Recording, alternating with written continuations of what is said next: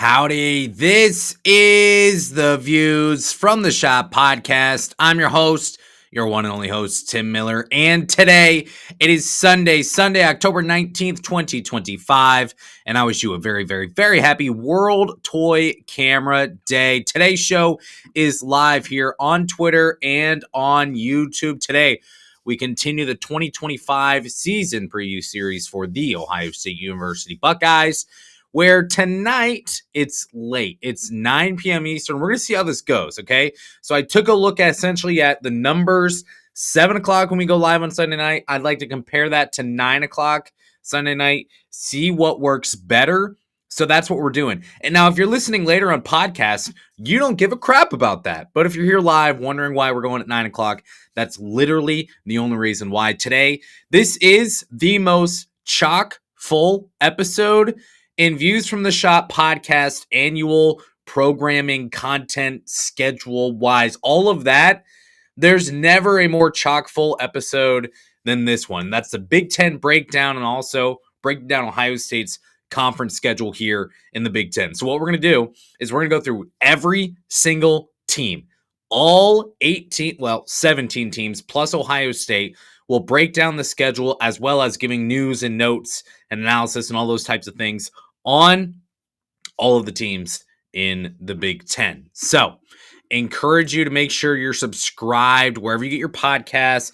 Give a 5-star review. Shout out the Nut House. I'm going to drop in a quick link right here. This is to the Substack, Views from the Schott podcast.substack.com. Gave away a couple tidbits on Ohio State's secret scrimmage against Tennessee over the weekend, and overall just kind of talking about Ohio State basketball and kind of some insider stuff, some things that you may not see anywhere else. And then, of course, there's the free version as well there on the Substack that you should subscribe to no matter what. So highly encourage you get there. Also, on YouTube, we're on a march to 200. I know it's a small number. I get it, but it's important to me. So if it's important to me, can you allow it to be important to you? Just drop the link there as well. If you're watching live, just go there. Most people who watch are going to watch on Twitter instead of watching on YouTube. That's totally fine with me. Just make sure you're subscribed on YouTube. I'd love to get to 200 before the season begins. And like the video. Like the video, even if you're watching on Twitter. Like that tweet as well, but also go to YouTube and like that video. That helps a bunch. I'll also say this, okay? It's 9 o'clock and I'm tired. I'm very sleepy. I've spent probably, I'm telling you, the prep for this show, 5-6 hours probably. I mean, we go hard here. It's one thing to like follow college basketball. It's another thing to talk about it. So it's been a lot of research today. And here's the thing, okay? I suffered my first career soft tissue injury, okay? I got a hamstring strain, probably grade 1 or grade 2, at least according to my friend ChatGPT. Happened on Saturday playing flag football. We were down 20-0 at halftime. We lost 28-21. What was the difference? Well, in the second half, I played quarterback. I'm just saying. But as a part of that, I've got a hamstring injury. We're wrapped up right now. Okay, I've been icing. So I'm injured. I'm here. I was always going to be active for this show, but just know there's intangibles when it comes to podcasting, and I may have some skills lessened due to this injury. So I'm toughing out for you. So I guess if that's not worth you liking this, then I don't know really what is. So there's that. All right, so let's get into this, okay? I got you a link for the Substack. I got you a link for the YouTube. Couple of notes here on the Big Ten Conference in general. On my Google Docs, I've got 12 notes, or 12 pages full of notes, okay? Just be advised. This is you got to strap in, man. You got to be locked in for this one, okay? So some notes on the Big Ten. Let's get into it. Ohio State right now. I checked this just to see where we at as we head into the season. 27th in Ken Palm and 19th in Bart Torvik. So Bart Torvik, his analytics, his numbers likes Ohio State a little bit better. Both would have Ohio State in the NCAA tournament at least preseason. In the Big Ten, you're going to play 3 teams twice. Jake Diebler, Dusty May spoke about this the last time Ohio State played Michigan last year. It was a really fun game. Great atmosphere, great environment there in the Schott. Unfortunately, Ohio State loses. They will play Michigan twice, and I assume they'll play Michigan twice moving forward. Buckeyes also get Penn State and Wisconsin twice. Now, overall in the betting markets, what does that tell us about where the Big Ten is right now? Well, the best chance to win the conference per sports books is Purdue. It's Purdue, and then it's Purdue some more. I think the worst, or like, I guess the most favorable odds was like plus 150 for Purdue to win the Big Ten this year. That's crazy. That's insane. Not something that we're used to seeing in the Big Ten, but Purdue first. And then kind of falling in line after that is Michigan, UCLA, Illinois fourth, and the Buckeyes are fifth right now with Michigan State at number 6. There's a big kind of, you could say Purdue is in a tier by itself, and then Michigan, UCLA, Illinois, Ohio State, or maybe it's just Michigan, UCLA, Illinois in that second tier, and then Ohio State, and then there's Michigan State, and then a hodgepodge of teams like Wisconsin, Oregon, USC, all kind of bunched up after Michigan State. So again, if you're just wondering where is the conference this year, that's where it is. Of teams that you got to play twice, Ohio State gets the favorite against Purdue. That kind of sucks. Sorry, actually, I don't even think they play Purdue twice. Someone check on this for me. This is again why I need an intern.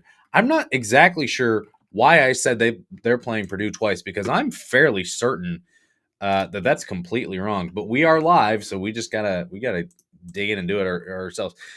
Yeah, Purdue is once. I don't know how I missed that. I know Penn State is one. We're gonna find out who the other one is here as well. Penn State is one. They're tied for last worst odds in the Big Ten to win the conference. Wisconsin, somewhere in the middle. They're playing them twice as well. Who the heck is the third team? Someone, if you're watching live, can you just jot that down for me? Because apparently the guy who's doing Ohio State basketball podcast can't figure out who Ohio State is playing twice outside of Penn State and Wisconsin.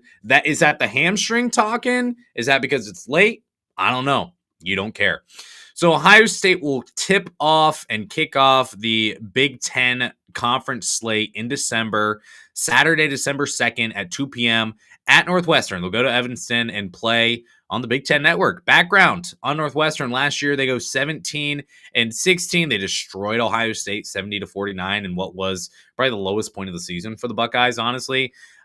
Northwestern decimated by injuries down the stretch last year. This year, they're kind of rated as a team on the outside looking into the NCAA tournament, but could be plucky. 57th in Ken Palm, 66th in Bart Torvik. They've got the 16th best portal class in the Big Ten. Not great. No notable portal losses, however. But as you look at the roster, it all starts with Nick Martinelli. I think we all know this at this point. He's back. 37.6 minutes per game last year for the Wildcats. He played all 33 games, 21.8 points per game on 17 field goals attempted per game as well, 33% from deep, so he could hit some threes. He had 18 games with 20 points or more last season for Northwestern, and he had 18 points against Ohio State in that blowout win. That was also the second least minutes that he played in a game all last season. Why? Well, because Northwestern blew out Ohio State and didn't really need Nick Martinelli. So he didn't play that much in that one, but he still scored 18 points. Trey Singleton comes in as a top 100 recruit for Northwestern. He's the highest ranked recruit at Northwestern in the modern era. I don't know how far back the modern era dates back to. That's not a stat of mine. That's something just from the Northwestern team website, but he's the highest ranked recruit at Northwestern in the modern era. So chalk that up. Big win there for Chris Collins. He shot up the rankings pretty late. The Wildcats were the first Power 5 program to offer Trey Singleton a scholarship, even after visits to Purdue and to Louisville and to Clemson. He still chose Northwestern. So the loyalty there obviously helped, I assume. And this is a really young team for Northwestern. They've got 5 freshmen coming in, including Singleton. They're going to have to replace some guys that you're probably used to hearing names of. As you just kind of warm up and you think about just the comfort of watching some Big Ten basketball, maybe at 8:30, see Northwestern's going to take on, Nebraska. And you say, well, let me tune in. You're used to seeing guys like Brooks Barnheiser. You're used to seeing Jalen Leach, Ty Berry for sure, Matthew Nicholson, another who all of those players will be gone from Northwestern in this upcoming year. Chris Collins, his teams overall consistently share the ball, protect the ball, pretty solid offensive rating numbers last year. Assist, turnover rate, those numbers are always strong as well. The Buckeyes should be favored when these two teams play in early December. That would be my guess. The BIP betting intelligence platform, we used AI and kind of sprinkled in a bit of a formula to figure out, can we beat the books? And we beat them bad last year. The BIP right now would have Ohio State at -3 at Northwestern in that game. So that's kind of your preview on Northwestern. This is how this is going to go moving forward. I'm going to give you some quick nuggets and notes on each team, and we just move forward. So thanks for being here again, by the way, especially if you're live. I know it's late. Tuesday, December 9th at 7:30, Ohio State will take on Illinois on Peacock. I tell you what, man, for 1 month in November, you're going to need Big Ten Network, and then you're going to have to stick with Peacock forever and ever, because Ohio State's going to be on Peacock a lot this year. Unfortunately or fortunately, I know some people, I get the frustration, but also, what is it, like $9? Like, pay the $9 to watch your favorite college basketball team. You only get 30 games a year. You're telling me in May or in July, you wouldn't kill to watch Ohio State play Illinois on Peacock? That's perspective, folks. So Illinois goes 22-13 last year. They lost to Kentucky, I believe, in the round of 32. Enjoyed additions of strong freshmen like Will Riley, transfers like Kylan Boswell from Arizona. They're one of the best offensive teams in the nation, scoring 84 points per game last year. And they led college basketball in defensive rebounding, thanks in part to superior size. Marez Johnson is going to leave Illinois. We'll talk about him here later on in the show and right now as well. That's a big loss for Illinois as he heads to Michigan. It's somewhere in the notes, folks. We'll find it at some point. This is going to be the hardest team, by the way, for announcers and podcasters alike to cover. There's no pronunciation guide on the team website as of now. It's October 19th. We're playing basketball in 2 weeks, and you're telling me that you don't have a pronunciation guide at Illinois, where you're calling your team, what is it, like the Balkan 5 and the Balkan Block? I assume that has some kind of like poli-sci historical implications, generational gap, I guess, maybe. If that's what your team's going to be known as, I'd like a pronunciation guide. So it's time to butcher some names. They get 2 transfers. They're going to be instant impact players. One from Cal, that's Andre Stojakovic. I don't know. And then Big Z from Arkansas. I'm just going to call him that. It's not the most flashy freshman class, but not that it really matters because of what they're returning and what they get in the portal. Right now, number 6 in Ken Palm and number 8 in Bart Torvik. Like I said, Kylan Boswell's back. That's huge for them. He's a big-time producer for Illinois last year there in the backcourt. Illinois made it their mission during this offseason to identify overseas talent and not just identify it, but get them wearing the orange and blue. I don't know if they have more specific colors than that. That's why this is an Ohio State podcast. So like I said, the Balkan Block, the Balkan 5, they can start 5 Balkans if desired. I don't really know what a Balkan is, but we'll find out at some point. Tomislav Ivijic, he led the team in rebounding last year, had a team high 11 double-doubles. That was 4th in the Big Ten, shot 36% from deep, and he scored 13 points per game. Already talked about Andrej Stojakovic. 3 players, okay? Get this. 3 players average at least 17.9 points per game, 4.7 rebounds per game, 1.8 assists per game, and 1.2 blocks per game. Those 3 players were Duke's Cooper Flagg, Auburn's Janai Broom, and now Illinois, by way of Cal, Andrej Stojakovic. That's something on the team website. When you got to tweak numbers that much, it's like the Penn State. Every Super Bowl has had a Penn State player except for 5 since some weird year. Kind of like that graphic. Sorry, Penn State. You don't deserve the hate at this point. You really don't. Look at the numbers. Good numbers right now. Better, comparable to what we've seen around 7 o'clock, at least especially early. So thanks for being here. If you scroll up in the chat, take a look at the Substack. Make sure you're subscribed there for free. I recommend it. Probably should do it. And then like the video on YouTube and subscribe there. We want to get to 200. Ben Humritris, again, like I could even went back and looked on YouTube and figure out how to pronounce some of these guys' names. like I said, when you got 12 pages of notes for one show, you just got to get after it. He had 7.6 points per game last year, 3.8 rebounds per game, and he led the team in three-pointers made. This is overall one of the most interesting teams in the nation, I would say, and best as well. I mean, they're top 10, top 8, according to Bart Torvik and Ken Pom. I think this is going to be a really tough matchup for Ohio State, but boy, do I love that this game will be at home for the Buckeyes. So we'll see how that one goes. Illinois is going to be near the top of the conference for sure in terms of contending, not just for the double bye, not just for the 1 seed, but for maybe a number 1 overall seed by the time we get to March in the NCAA tournament. Get a quick break from Big Ten action before we get into January. Friday, January 2nd at 8 o'clock, Ohio State goes to Rutgers, and that game on Peacock. Background on Rutgers, highly disappointing 15-17 campaign. You have 2 5-stars in Dylan Harper and Ace Bailey, and you go 15-17 for the second straight season. Make that make sense. I can't make that make sense. They have the number 17 portal class coming into this year with 3 commits. Darren Buchanan, he may be interesting, but outside of that, 7 commits in the freshman class. That's fun, including Dorian Jones. I think we all remember how we felt about Dorian Jones. He's a top-ranked freshman in that class for Rutgers. We liked maybe the size. We thought in terms of wingspan that was good. He needs to fill in his frame. He can play some defense. Not sure what he can give you offensively. And then I kind of gave, again, in the Substack, gave some reasoning as to why he did not end up at Ohio State. I don't think the player overall really frightens you now that he's at Rutgers. I don't think you really felt all that much of a gut punch with him gone. And that's the best freshman they've got, at least according to 247 Sports. So that said, 85th in Ken Pom, 97th in Bart Torvik. That would lead you to believe that they're going to be one of the bottom teams in the Big Ten this season. I thought I was low on them, maybe not low enough, because Ken Pom and Bart Torvik, super low. This game at Rutgers, I want Rutgers on the road. Give me the bad teams in the Big Ten on the road. I'll take that every day of the week.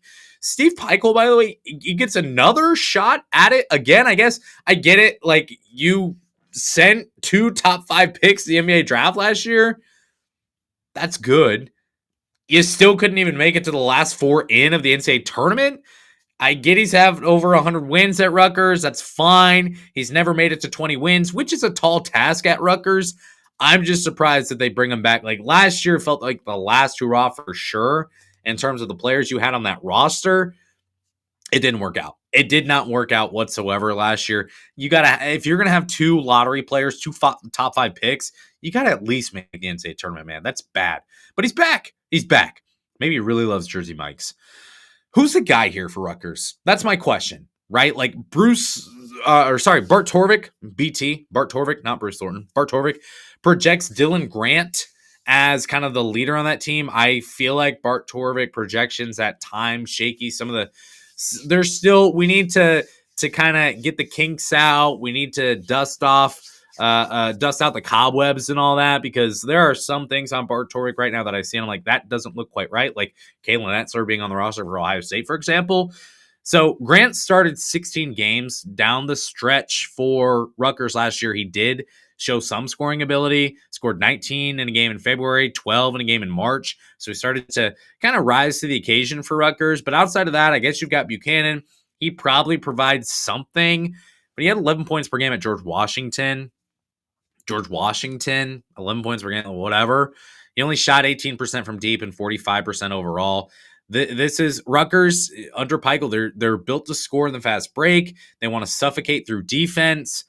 I don't trust that Rutgers is going to be very good this year. However, the BIP, this may need some tweaking. We'll see. Our betting intelligence platform has Ohio State favored by 4 on the road against Rutgers. I would think the number would be higher, but it's not. Monday, January 5th at 6:30, Ohio State will host Nebraska on FS1. Background on the Cornhuskers. Last year, 21-14. They've now reached 2 straight 20-win seasons. Fred Hoiberg, he's doing a great job there for Nebraska. 14th best portal class in the Big Ten this upcoming season. Price Sanford, the most notable. Everyone knows that name, I would assume at this point. You lose Gavin Griffiths, who continues his tour of just playing for red college basketball programs at this point. I think he's going to like Temple or something this year. Weird.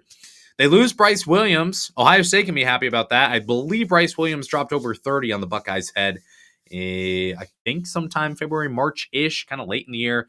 Nebraska right now, 51 in Ken Palm, 44 in Bart Torvik. Key players and notes on Nebraska. Number one, Rink Most is back. He missed all of last year, I believe, with an ACL injury. In 2023-24 season, he scored 12 points per game and 7.5 rebounds per game. Against Ohio State, man, he went for 34 and 10, just buried the Buckeyes in that one. And then he went for 14 and 12 against Ohio State in another game in that season. That's good. That's solid. 31 points in an upset win over BYU. It was an exhibition. I believe that was just yesterday as well. But I get it's just an exhibition. It's also against BYU, and he scored 31 points. So he crushed Ohio State. Like I said, Bryce Williams crushed Ohio State last year, kind of single-handedly, I believe. Yeah, I mean, he kept Nebraska in that game. It was a game that was over 100 points scored by each side. So that was a big-time offensive game, and that's kind of Nebraska's play style, is to be really good offensively under Fred Hoiberg. Connor Essegian, he's got facial hair, okay? I have said, on this show, I've taken the stance of Connor Essegian, I won't believe in you because you have way too much of a baby face. You can have rosy cheeks. That's fine. Aaron Kraft was great at basketball while having rosy cheeks, but he didn't necessarily have the baby face. This is an interesting development to me. If Essegian's going to have facial hair, I can now believe in a guy who no longer has a baby face behind the facial hair. He better keep it all year. 10.7 points per game last year, 38% from deep. He's a real player for Nebraska. Under Hoiberg, they're going to look to push the pace. They're going to score a lot of points. They haven't been able to fully put it together. Last year, for example, they had the scoring. They couldn't rebound. That's just one example where a lot of times they'll have a lot of really good parts of play. They can't put it together, and that really hurts you.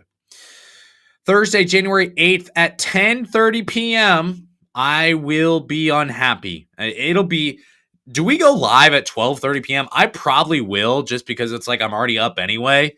There'll be like 13 people watching the show, and we'll sip our winter beverages that are warm and make us feel cozy, and we'll talk about Ohio State's game against Oregon. Because this is a Big Ten, folks. We're playing at 10:30 p.m. on the other coast. Doesn't make sense to me, but hey, gotta line the pockets, right, folks?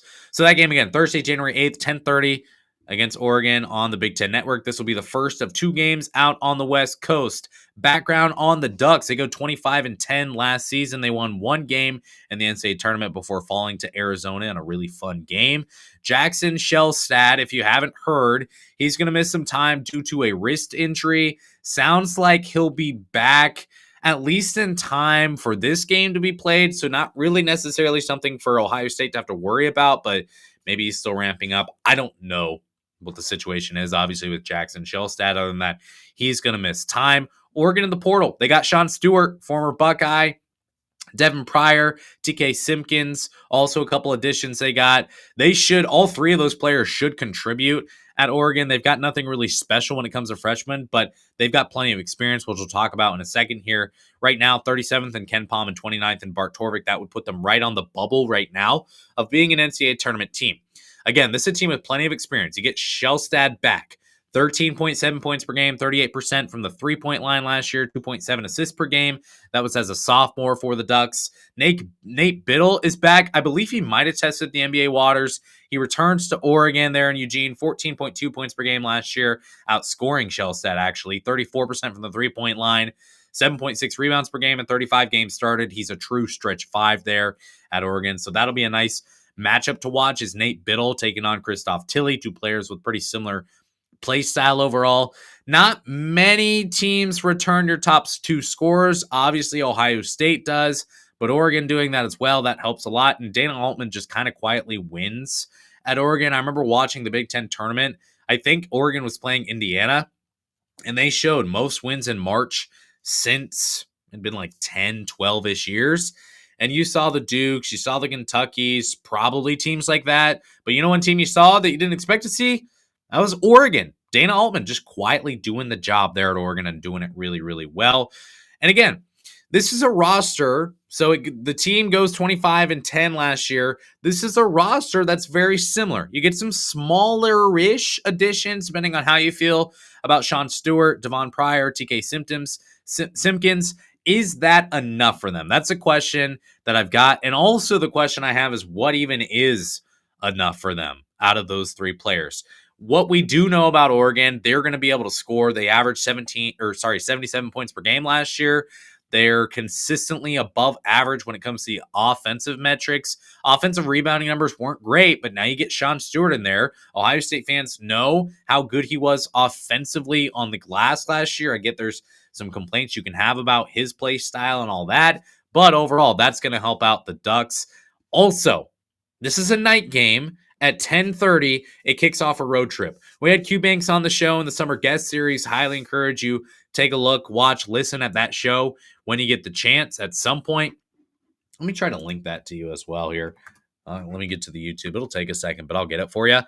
He talked about kind of how Ohio State handles going after or going out west in going out west and playing these road trips, these back-to-back games that are out west. Sorry, I'm not good at multitasking. Obviously, this is going to be the episode link here to the conversation with Q Banks. I'll plug that quickly. Great conversation. Love the conversation with Q Banks. And I see we got a couple new subscribers on the YouTube. Thanks so much for that.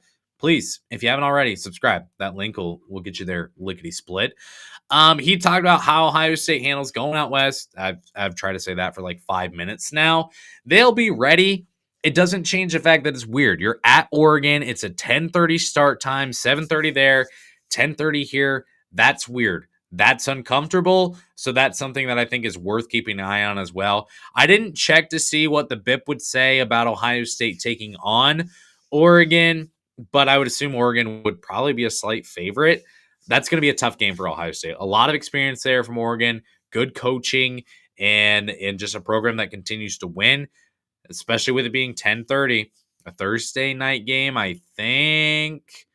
It's a Thursday night game. So that could be a tough one for the Buckeyes. The second game of that West Coast trip, Sunday, January 11th at 6 o'clock Eastern. That's going to be at Washington.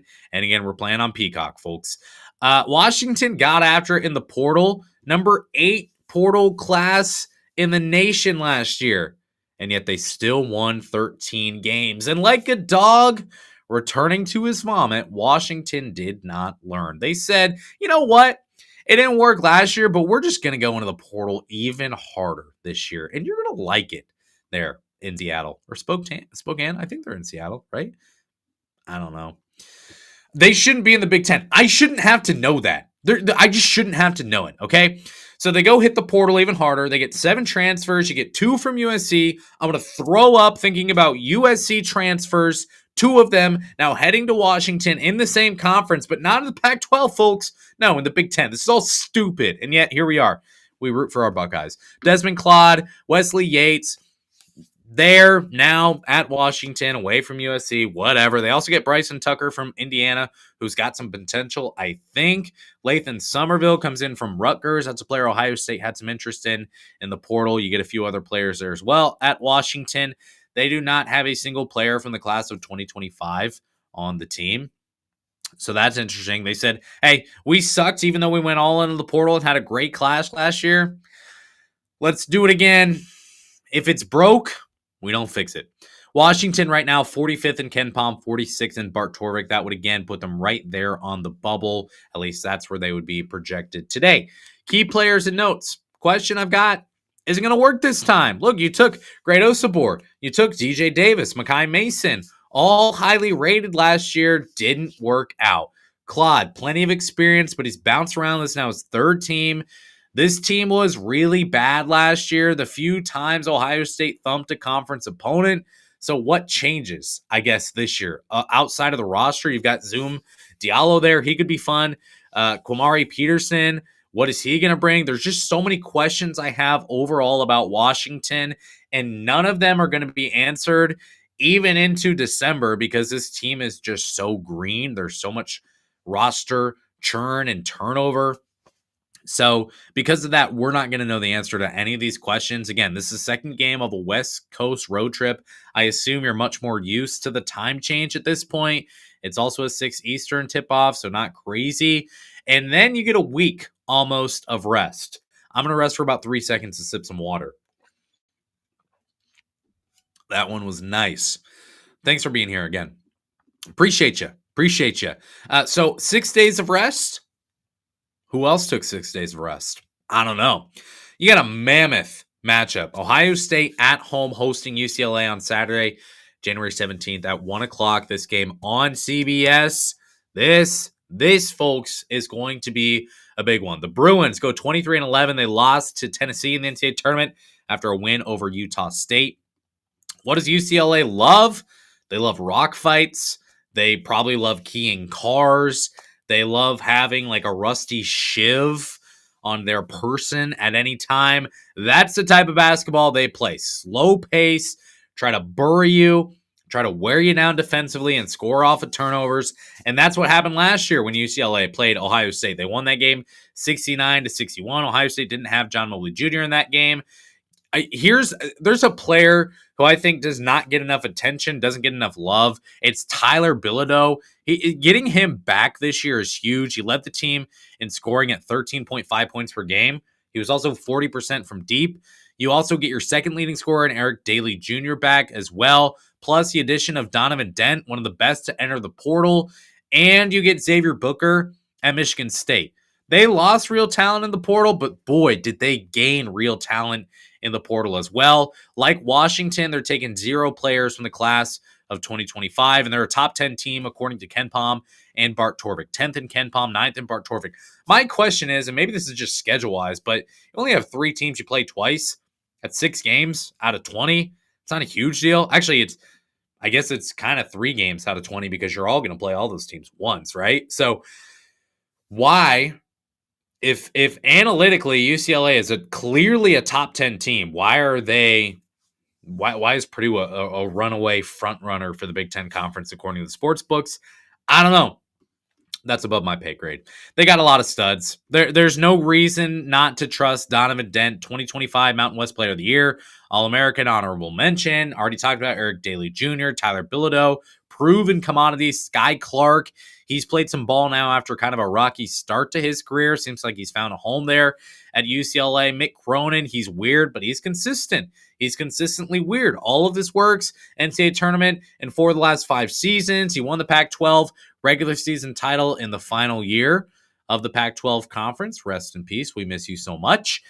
And he's won 68% of his games overall at UCLA. So UCLA is going to be good. They're going to be stingy. They're going to slow this game down. They're going to try to lull the crowd to sleep there at the Schott, which may not be that hard, depending on what our friends at the Nut House do. 5-star review, please. Shout out the Nut House. You know how that goes. So that'll be a tough game, and that's going to be one of the biggest games of the year for Ohio State, especially given it's going to be at home. Tuesday, January 20th at 6:30, Ohio State takes on Minnesota on the Big Ten Network. Background on the Golden Gophers, 15-17 last year. I had never been more uninspired by any human in my life than Ben Johnson. Ben Johnson out at Minnesota. In is Nico Medved from Colorado State. Perfect fit. He grew up 15 minutes away from campus. We love that for him. We love that for Minnesota. Just feels like Minnesota should be good at basketball because what else is there to do at Minnesota? I guess probably play ice hockey. I assume they have a great program there, but I would like them to be good at basketball, okay? That may be too much to ask because they've really not been good at basketball in my lifetime. In terms of freshmen, they get 1. In terms of transfers, they get a few. Cade Tyson from North Carolina, Ohio State was very interested in him. He's going to head now over to Minnesota.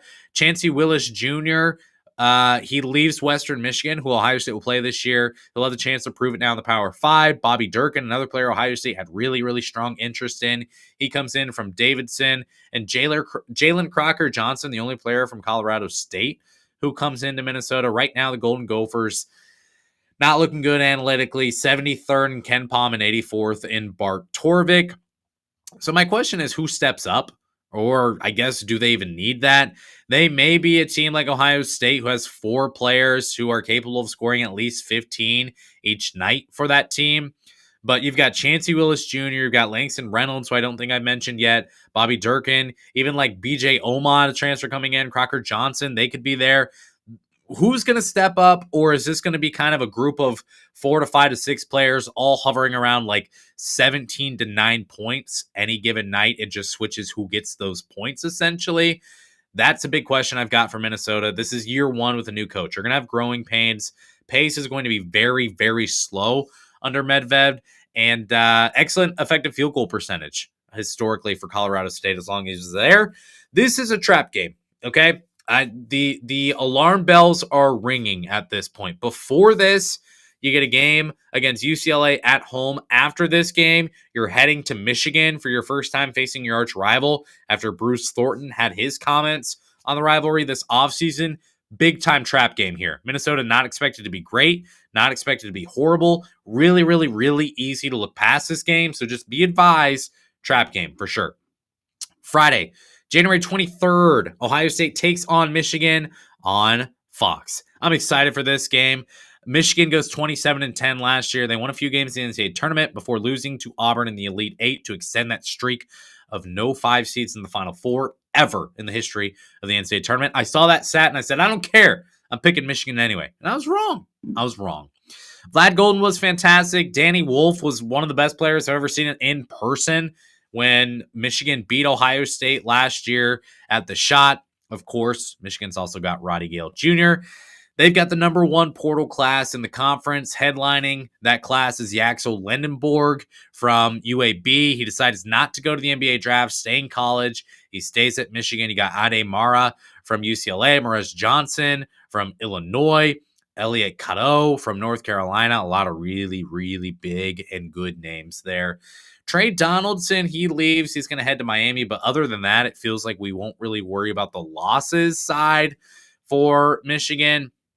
They've got 4 freshmen as well, number 11 class in the nation, including Trey McKinney, a player Ohio State was in on for a while. The rest, not that great.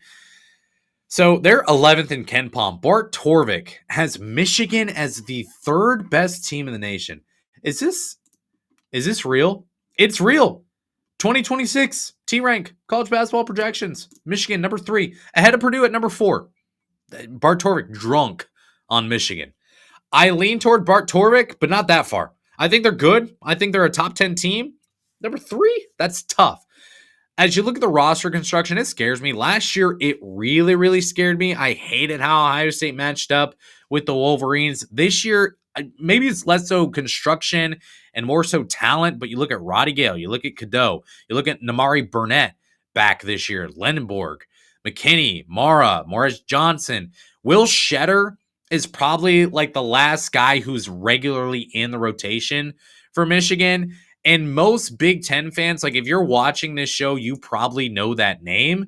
So that said, that's a good roster, right? Like, where are the holes? Where do you not feel good about Michigan? Now, I'm sure fans of that program would very rationally talk with us as Ohio State fans about where there may be some holes in the roster. But I tell you what, this feels like a really, really good team. Bruce Thornton, he threw some fuel on the fire of this rivalry, saying they'd take at least 2 more before he's done at Ohio State from Michigan. The environment's going to be raucous. Trey Burke getting his number retired during this game as well. The BIP, not good. It says Michigan minus 6.5 at Michigan. I didn't run the numbers to see what it would say for Ohio State at home, but at least for this game in Ann Arbor, the BIP likes Michigan by 6.5 on the spread. We'll see where that goes.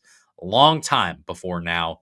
Until now, between now and then, whatever. Sip of water, please. I also feel like I just need to take a deep breath, but I can't. Monday, January 26th at 7 o'clock, Penn State at home for the Buckeyes. This game will be on FS1. Mike Rhodes goes 16-15 last year. I believe his first year with the Nittany Lions. No, second year, I think, actually. Now that I think of it, he had 5 players averaging double digits in scoring, defensive rating pretty good as well, but they just could not keep pace in games where they needed the 3 ball. They struggled to create new possessions through offensive rebounding as well. You look at the Ohio State-Penn State game, it was a perfect example of this. Ohio State had 13 offensive rebounds. Penn State had 4. Ohio State would go on to win 83-64 in their only matchup last year. They are last in the Big Ten in portal rankings. Just one coming in from Cincinnati, whose name I do not remember. Freshman class is going to have to give you something, but there's not much there outside of Caden Mingo. He's number 34 overall, according to 247 Sports, number 4 point guard in the nation. Penn State, man, they're 95th in Ken Palm. They're 100th in Bart Torvik. When I tell you, you got to wait literally nearly an entire year to get excited about Penn State sports again, unless you're into like wrestling or something. I'm serious. This basketball team's not projected to be very good. I struggle to see how this team's going to be worse than Rutgers, but the analytics don't. Key players, notes for Penn State. Freddie DeLone, the fifth. The fifth? That's crazy. Good for the family continuity there for the DeLones. He's going to need to take a step. 9 points per game last year. Not all that great from deep. He was really, really highly rated in high school. Goes to Tennessee, now at Penn State. This year, he needs to prove them right, that he's got the traits to be a true leader on a roster that really needs it. You look at Caden Mingo. He needs to immediately produce. If you're going to go to Penn State and you're going to be top rated, if you're going to be rated that high, probably the highest rated recruit Penn State's ever gotten, expectations should in turn be very, very high. He needs to score in double digits. He needs to lead that offense. It feels like Ohio State can win this game in the paint or just with the front court in general. Buckeyes front court should be much better than Penn State's. Mike Rhodes has his work cut out for him this year. Saturday, January 31st, 2 o'clock. Ohio State is at Wisconsin. This game on Fox. The Badgers go 27-10 last year. Lost to BYU in the NCAA tournament. Ohio State lost a tight one. Kind of gave it away a little bit last year in the Schott, 70-68. A loss for the Buckeyes. Wisconsin brings in 5 portal players with notables like Nick Boyd from San Diego State. 4 freshmen coming as well. It's the number 51 overall freshman class, so not all that special. None of those players inside the top 100. Number 20 in Ken Palm, number 30 in Bart Torvik is Wisconsin. The Badgers are going to have to replace real players. So John Tonji is gone. The two-headed monster with Tonji and John Blackwell, that's no more.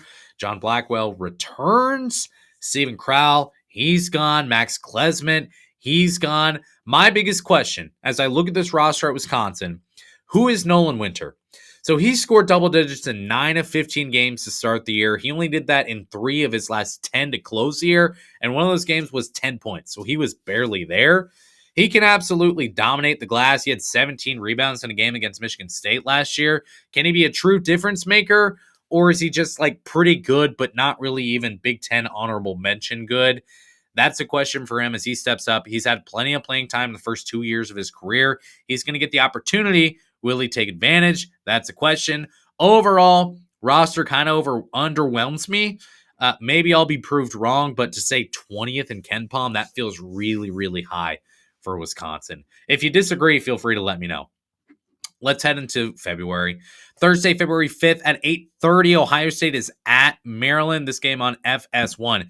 This is going to be a tough stretch for the Buckeyes. You look at Wisconsin, you could look all the way back to the Michigan game, really, and this becomes a really tough schedule. Let's get into it here, all right?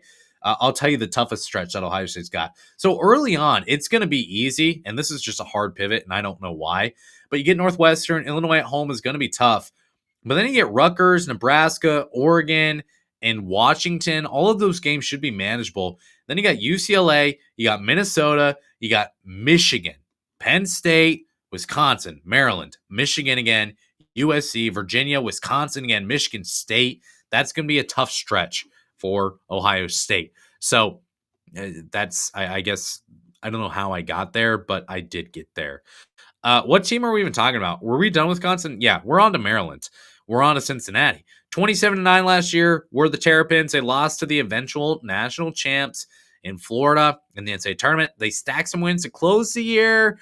Nice long run in the Big Ten tournament. Offensive, defensive metrics were absolutely fantastic, but there's a whole lot of roster churn here for Maryland. Really weird situation. There's a couple weird coaching situations in the Big Ten over the offseason. Kevin Willard, weird transition, takes a Villanova job kind of in the middle of the NCAA tournament. So 9 new transfers in, 10 outgoing. Buzz Williams is in from Texas A&M, a guy I've always liked as a coach. He brings in 4 players from College Station, including Pharrell Payne and Solomon Washington there in the front court. I see your question there, Buckeye Dog 22. I'll get to that at the end. Don't worry. Freshman Darius Adams, he's likely to provide some good minutes. Kind of reminds me of like a Tayson Chapman type situation a couple years ago when Chapman was a freshman for the Buckeyes. Maryland 34th in Ken Palm, 42nd in Bart Torvik.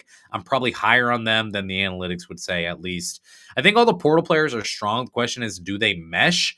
That's a very common question for a lot of teams around the nation when you take a bunch of guys from the portal. But you look at Miles Rice coming in from Indiana. We know what he is. Should probably respect what he is at this point. You got Washington and Payne coming in from Texas A&M. We know they will be solid, great presence in the front court there for Maryland. Elijah Saunders coming in from the wing. Ohio State had interest in him during the portal season. That should also be a solid player for them overall. My question is, will anyone be great? I think you need a guy, maybe a guy like Bruce Lorton, for example. If you're going to be a true Big Ten title contender, you need a guy. Purdue has had Braden Smith. They've had Zach Edey. Every kind of team that you look at that's really been strong contenders, they've had a guy. And I don't know who that is for Maryland this year. I'm not sure if you've got that. I'm not sure if you need a player that's like Big Ten first team potential. I'm not saying you need it, but it's certainly nice to have. So Maryland, I think it'd be a really good team. They may end up just crashing and burning with the portal approach this year. We'll see. That'll be a good game. Then Ohio State will be at home against Michigan. That's the second time they play the Wolverines. Sunday, February 8th at 1 o'clock. Home game, should be loud. My favorite game to go to every year for Ohio State basketball is against Michigan. The environment, it's fantastic. It's an absolute pleasure being there and taking part in that. So excited for that game. Then on Wednesday, February 11th, 6:30, Ohio State will host USC on Big Ten Network. Background on the Trojans, they go 17-18 last year. They got great offensive production from Desmond Claude, gone. Wesley Yates III, gone. They struggled defensively mightily. They were 41st percentile in defensive rating. They allowed 17 points per game. Buckeyes hung 87 on them last year. They've got the number 2 portal class in the Big Ten. Eric Musselman working hard there in the portal yet again. Chad Baker-Mazara will play for USC. Cool. I think he's as old as me at this point. Ezra Azor from Utah. Rodney Rice from Maryland. That's a big-time pickup, I think. And Jacob Kofi from Virginia. They all project, I would say, as difference makers on differing levels. Losing Claude, losing Yates, yeah, that does hurt. There's no doubt about that. But you got some nice additions in the portal, and you got the number 8 freshman class in the nation. Elijah Arenas. That should be a familiar last name for you, and there's good reason for that. Jerry Easter, Ohio State, made his probably final cut list, and Easter committed to USC. Ohio State was in on him. They would have loved to have him, I'm sure, but he heads to USC instead. USC 22nd and Ken Palm 25th and Bart Torvik. My question number one is, are they just going to be better defensively or not? You're 30th in adjusted defensive efficiency projected this year, according to Bart Torvik.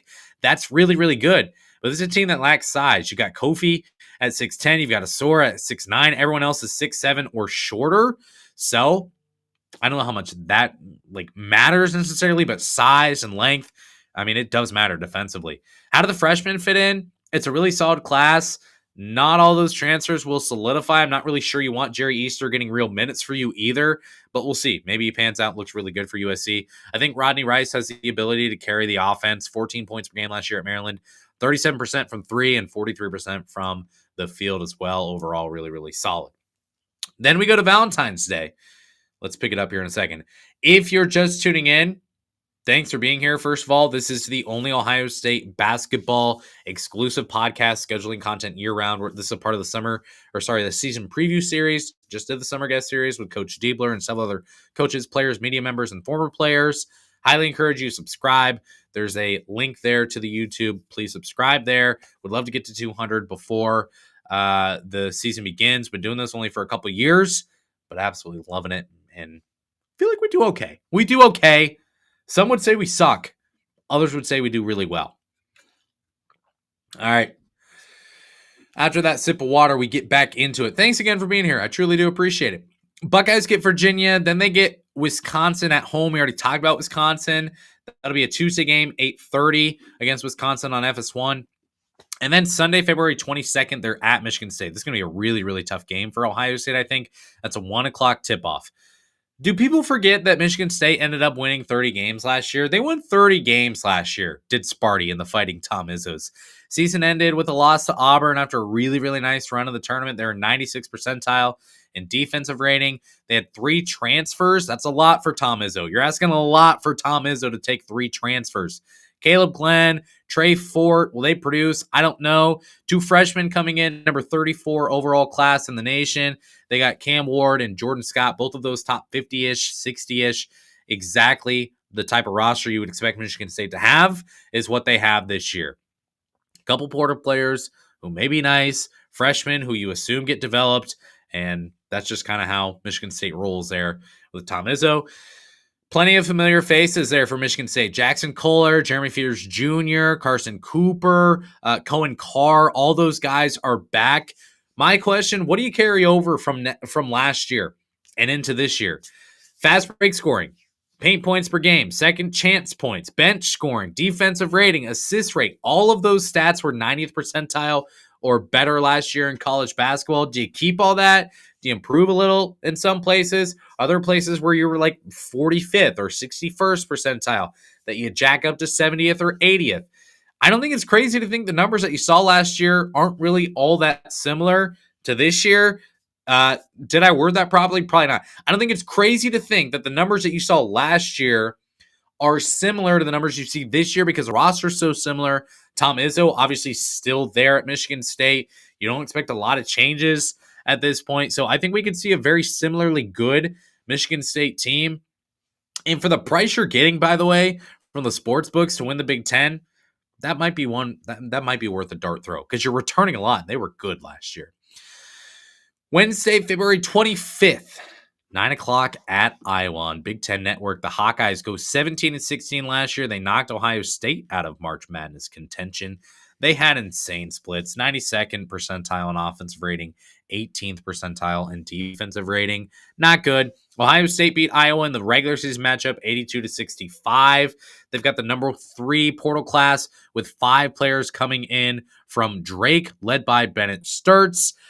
Ben McCollum, he comes in from Drake. I mean, I don't know, man. They pick up some nice players from Drake. You got a lot of continuity here, obviously with the coaching change with Ben McCollum. It's hard to say what this Iowa team is going to look like. This is another super volatile roster churn, coaching churn. Who knows? They've got 3 freshmen, number 33 overall nationally in terms of their freshman class. Not sure if any of those freshmen will contribute this year, but 46 in Ken Baum, 36 in Bart Torvik, another team. Kind of seem right on the outside looking in of the NCAA tournament this upcoming year. That's where the analytics would project them at least. Is Iowa going to play defense? I guess that's a question I have. You look at what Drake did last year, 93rd percentile in defensive rating. Was that maybe a deliberate effort to be better defensively? I would say there's probably a good chance of that. Drake was also 0th in pace. They're the slowest team in pace, least amount of field goals attempted over the course of a game last year was Drake. So they want to slow the game down. They want to force turnovers. They were number 1 in steal rate, by the way, last year. And 3 of your top 4 players in steals per game last year at Drake are now at Iowa. My question I have about them is who steps up behind Sturts? You got a lot of talk about him, but of the other transfer portal additions, you're going to have some guys step up and be a Micah Parrish type, and some players inevitably are going to be like Quez Glover. Not trying to badmouth Quez Glover, but some players are going to contribute. Some players are going to start. Some players are going to be really good. Others, you're not going to notice them. And I just wonder how many players are going to step up and be that starting material and how many are just going to be like, hey, we have a hodgepodge of weird players. That's my question on Iowa. Alrighty, let's get to March. Did you hear it? Do you feel the thump thump and the March Madness theme song beginning with CBS? Sunday, March 1st at 1:30, Ohio State hosts Purdue on CBS. Purdue is really, really good. They're a great team. I'm not going to take anything away from Purdue. But what I will say, Purdue can't beat Jake Diebler. Jake Diebler 2-0 lifetime against Purdue. I'm not saying I'm not saying anything other than that, okay? Purdue 24-12. Last year, they captured a 4 seed, stuffed McNeese in their Cinderella dreams down the drain before losing to Houston like 62-60, because that's what Houston does. They really struggled down the stretch. They went 3-6 in their last 9 before the NCAA tournament, or maybe before the Big Ten tournament as well. I don't exactly remember. 2 transfers, 2 freshmen. That's Purdue. Oscar Clough from South Dakota State. He's the main kind of notable on the portal side. Antoine West Jr. picked Purdue over Ohio State, and I think Dayton. He's outside the top 150, but he's looking at real playing time here at Purdue. He's going to contribute. You've got Omer Mayer as well from Israel. Another freshman where there's really, really, really good early returns on him. You retain Braden Smith. You retain Fletcher Lawyer. You retain Trey Kaufman-Renn. This is going to be a really, really good team. I forgot to notate where they are in KenPom. They're 3rd in KenPom, and they're 4th in Bart Torvik. So highly, highly, highly rated analytically. They're the favorites to win the Big Ten. They're also the favorites to win the national championship. They're at plus 900 right now on FanDuel and DraftKings. That's number 1 odds to win the national title this year. Obviously, at plus 900, that's a dart throw, but it makes sense. When you retain Braden Smith, when you get Trey Kaufman-Renn back, I guess Fletcher Lawyer. I mean, this is a roster that can be really good, and there's just so many good pieces that like you can't give playing time to everyone. So it'll be interesting to see how Matt Painter handles the rotation there. But all in all, it makes sense for this to be a top 5 team and a true national championship contender. Can Matt Painter not only finally get over the hump for himself and for Purdue, but also for this Big Ten conference that's dying for someone to go win a national title? I also think Trey Kaufman-Renn is underrated. 99th percentile in points per 40 minutes last year, 85th percentile in field goal percentage, so super efficient last year as well. He was an excellent offensive rebounder for the Boilermakers at 11% offensive rebounding rate. All-American love a little bit last year. He was also the only player in America to average at least 20 points, 6 rebounds, and 2 assists per game. And he became the 3rd player in Big Ten history to average 26-2 and shoot at least 59% from the field. The last to do it was Zach Edey at Purdue. So Purdue, it's going to be a battle, but I tell you what, Purdue might be undefeated. They might be the number 1 team in the nation, but when they come to Columbus, as long as Jake Diebler's on that sideline, I don't know. Jake Diebler's never lost to Purdue, so why would I think that he ever could?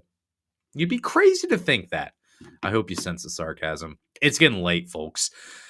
Then Ohio State closes out the year Wednesday, March 4th at 7:30. They'll be at Penn State. More than happy to double up with Penn State. And then they get Indiana again Saturday, March 7th at 5:30 against Indiana. Again, that game on Fox. That closes out the year. Let's talk about Indiana. It's the last team we've got to talk about here. So, out with the old with Indiana. Mike Woodson gone. They just missed out on the NCAA tournament. Darian DeVree comes in. Another weird situation like Kevin Willard. Weird year for coaching change in the Big Ten, like I said. Leads to 10 players incoming from the portal, including his son Tucker and Connor Enright from DePaul. That's a real player. Josh Harris, Josiah Miles, both from North Florida come in. This is a number 4 portal class in the Big Ten. They do have real losses. It makes sense, though. Talked about Miles Rice. Bryson Tucker goes to Washington. Mackenzie Mbako avoids Taco Bell's and goes to Texas A&M instead. Malik Renew to Miami. That's a player Ohio State had a lot of interest in. And, of course, Gabe Cupps over to Ohio State. The number 40 in KenPom, number 41 in Bart Torvik. There's a lot of energy around this program, probably the most of any team in the Big Ten with a new coach. Only taking 1 player from West Virginia is odd, I'm assuming, because we just decided to bench our son in like February. And again, the ending there was weird. I'm assuming that there's probably some stuff going on there, and that's why I only take 1 player from West Virginia. This is another roster that's going to have to mesh. This is a roster that's going to have to make sense there at Indiana. Right now, kind of seen as a fringe March Madness team at this point. And holy heck, man. We got some real viewership right now. So again, thanks for being here. Please head to the YouTube, like this video right now, leave a comment, do that, and make sure you're subscribed. I want to get to 200 before we get to the season beginning. Most listens by far come via podcast, so you can obviously feel free to listen there. But I would love to get views and likes and all the subscribers on YouTube. That would mean a lot to me. So if you can help me there, I've already seen we've gotten a few new subscribers since this show started. So appreciate you for doing that. We're going to continue to do this. We'll continue the season preview series. I believe this week, actually, let's go to it. Take a look here. If you're watching on YouTube, this is our schedule. October 21st, that would be Tuesday. We'll do worst case scenarios. I'm going to have guests for you on that one. I'm also going to have a guest for you on the best case scenarios. Then we'll go live with a preseason mailbag on Sunday. Then Tuesday, it's predictions and superlatives. And then I'm going to do a Thursday show, October 30th, for an IU Indy preview, the first game of the year. Why am I doing that so early? Because I need just a couple days to not talk before the season begins. And then we just absolutely get after it. So, again, this is your Ohio State basketball platform, hub, all of those things for Ohio State men's basketball. I'm also going to grab a quick link here. Actually, I'm just going to show it to you. Views from the Schott podcast.substack.com. Please go there and please subscribe. I would really appreciate it. And I'm going to post it again here. So you get it. It's completely free to subscribe there. And I just recommend it. Once you go through, click through and take a look, you'll see why I recommend you get there. I'm trying to make this like the number one hub for Ohio State men's basketball content. So please do that. Subscribe wherever you get your podcast and like the video on YouTube. Okay. Got a couple of questions here in the live chat that I will get to. Number one from Buckeye Dog 22. Do you think Diebler is the right man to lead this program? Look, my feedback on him, if we go all the way back to the hire, I said I prefer Dusty May over Jake Diebler, but I 100% understand, and shout out to the person who just followed the link to the Substack and subscribed for free. I appreciate you a bunch. Although I prefer Dusty May, I'm good with Jake Diebler. My entire take this whole time has been, look, he's the right man for the job. If you cut Jake Diebler, which hopefully you don't, but if you did, he would bleed scarlet and gray, and it would smell like the Schottenstein Center. That's what you'd get from Jake Diebler. He's built for this job. Does that mean that he's going to do it well? Does that mean he's going to take Ohio State to the Final Four, to a national championship game? I don't know, but I do think as of right now, he's the right man for the job. I may be proven wrong on this. I'm willing to be optimistic and at least give him one more year to kind of, especially with the changes he made in terms of roster construction. I've talked so much about this. I do think he's the right guy for the job. Another question on the Tennessee scrimmage. That's a place where you should go to the Substack for free. I would recommend. I haven't gotten a lot of intel yet on that. I'm still having some conversations with a few people and waiting to kind of throw a message out there on that in the Substack. But if you want to get there. Shoot me a DM first on Twitter. Ask me for a link to get in there free. Then you can see everything historically that I've sent, along with getting an entire week free as well. So if there's no other questions, feel free to shoot a question if you got one. But if not, then we're gonna call it quits here. News on Josh Ojawuna. That's a tough one for me to answer here live. I've sent a lot of intel on him. Basically, it was more serious of an ACL injury than I think we all kind of realized, or a more serious knee injury than we all probably realized, or it's been underreported. Essentially, the thought was we think that he'll be ready to practice and potentially just start basketball activities October, November. He's not close to that at this point, so it's going to be a while before you see him, if you do see him at all this year. That's what I've got. Thanks for being here today. I really appreciate it. If you're live, just a bunch of viewers, man. Seriously, please follow on Twitter, follow on Instagram, subscribe on YouTube. I really appreciate it. I never would have thought, and again, like, these numbers are probably super small to you if you're watching, and that's totally fine.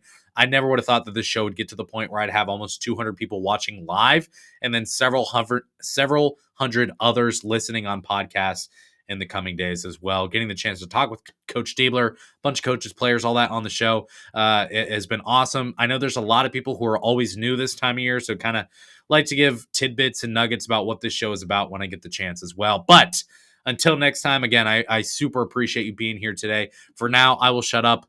Before you shut me off, we'll be back on Tuesday for another show. Make sure you're there for that. Thanks for watching, and go Bucks.